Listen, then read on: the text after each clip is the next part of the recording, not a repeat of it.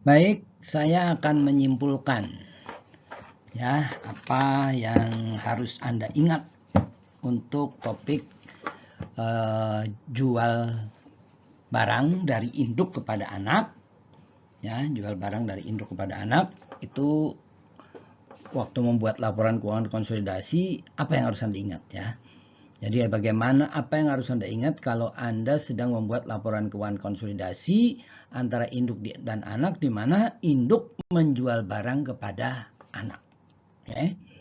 Jadi kalau penjualannya itu sudah bablas itu artinya barang dari induk dijual ke anak, lalu anak udah jual barang itu keluar semua. Gitu ya. Semua barang yang dijual oleh induk ke anak sudah dijual oleh anak keluar semua. Maka jurnal eliminasinya hanya yang di tengah itu aja.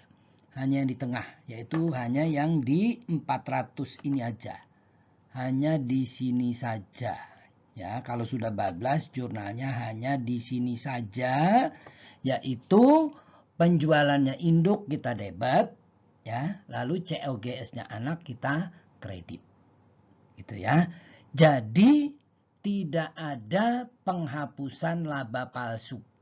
Tidak ada penghapusan laba palsu. Kenapa? Karena di transaksi ini memang tidak ada laba palsu.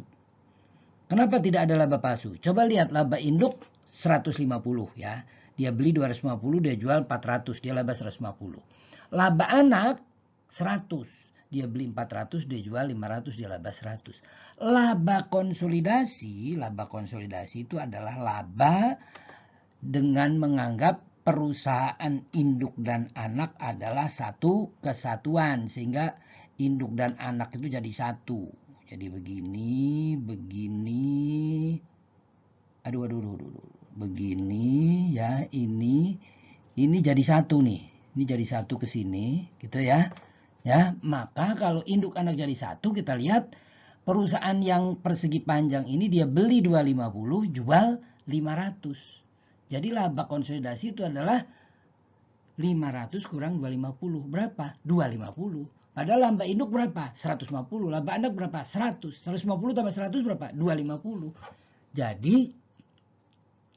laba induk plus laba anak sama dengan laba konsolidasi. Ini berarti tidak ada laba palsu. Ya, tidak ada laba palsu. Nah, sebaliknya kalau barangnya belum bablas ya. Kalau barangnya belum bablas, induk jual ke anak, beli 200, jual 300. Dia melaporkan laba 100. Sementara anak belum melaporkan laba karena dia kan baru beli saja belum jual, gitu kan. Jadi labanya anak 0, labanya induk 100. 100 tambah 0 berapa? 100. Apakah laba konsolidasi sama dengan 100? Tidak. Ya, laba konsolidasi tidak sama dengan 100. Ingat itu ya. Jadi kalau di sini di laporan keuangan induk ada laba 100. Kenapa? Karena dia beli 200, dia jual 300. Berarti induk akan melaporkan laba 100.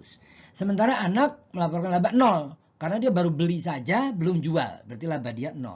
Nah sekarang kalau kita tidak membuat laporan keuangan konsolidasi, kita akan cenderung berpikir salah. Gimana?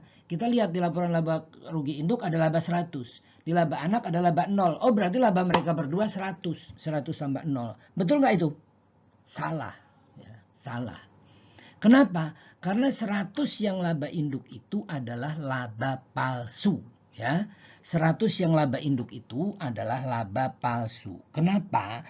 Karena dengan membuat laporan keuangan konsolidasi, ya kita buat induk dan anak itu merupakan satu kesatuan.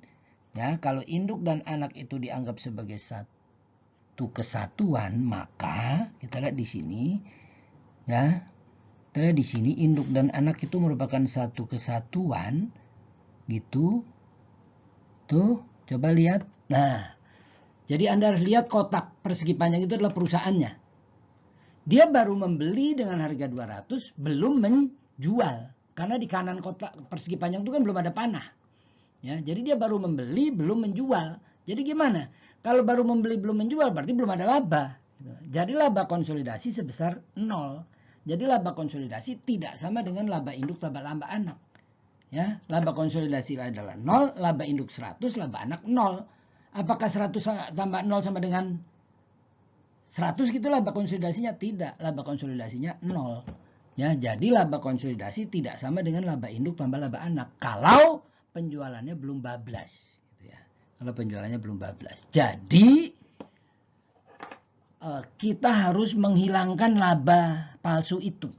Laba palsu itu berapa? Laba palsu itu adalah 300 kurangi 200. Ya, 300 kurang 200 itu harus kita eliminasi. Caranya gimana?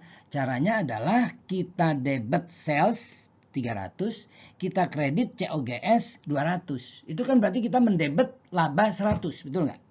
Laba itu kan sales dikurangi COGS, ya kan? Kita mendebet sales 300, mengkredit COGS 200, itu sama dengan mendebet laba kotor sebesar 100. Ya. Lalu kita kredit inventory 100. Kenapa? Karena inventory di anak itu tercatat inventory nilainya 300. Nggak boleh. Itu harus kita turunkan lagi menjadi 100. Jadi kalau penjualannya belum bablas, jurnalnya seperti ini. Debit sales, kredit COGS, kredit inventory. Sementara kalau sudah bablas, debit jurnalnya cuma debit penjualan, kredit COGS. Saya rasa itu ya. Jadi kesimpulannya seperti itu. Ini adalah ringkasannya ya. Nih kalau sudah bablas, jurnalnya debit sales, kredit COGS. Oh ya, satu lagi ada jurnal debit loan payable, kredit loan receivable. Kalau penjualannya tidak tunai ya. Kalau penjualannya tidak tunai berarti kan induk punya piutang ke anak. Nah, piutang itu harus dieliminasi dan mengkredit. Anak punya utang ke induk, berarti ada loan payable, itu kita debit.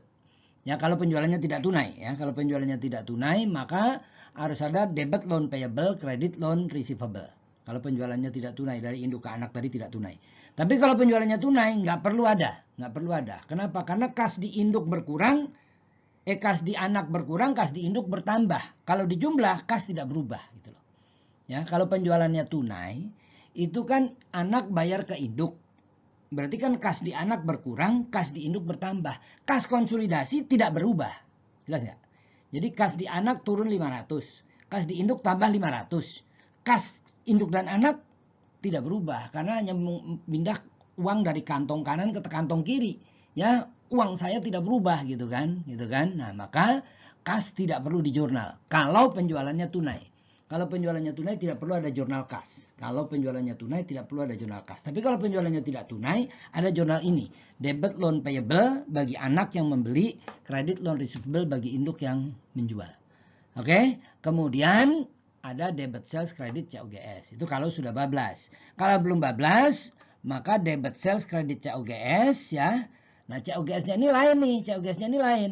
Kalau yang di tengah itu sales sama COGS itu angkanya persis sama. Ya, kalau di tengah tuh sales sama COGS angkanya persis sama. Tapi kalau yang belum bablas, sales sama COGS itu angkanya beda. Gedean salesnya. Nah, kenapa? Karena kita menghapus laba palsu yang ada di induk. Gitu kan? Nah, jadi kita debit laba palsu, kita kredit inventory yang ada di anak. Karena nilai inventory di anak itu di markup ya. Harus kita turunkan kembali menjadi nilai sebelum di markup. Oke, itu adalah kesimpulan yang saya minta Anda memahami dan mendalaminya, menjiwainya. Sehingga nanti waktu mengerjakan soal-soal menjadi lebih mudah. Oke, terima kasih.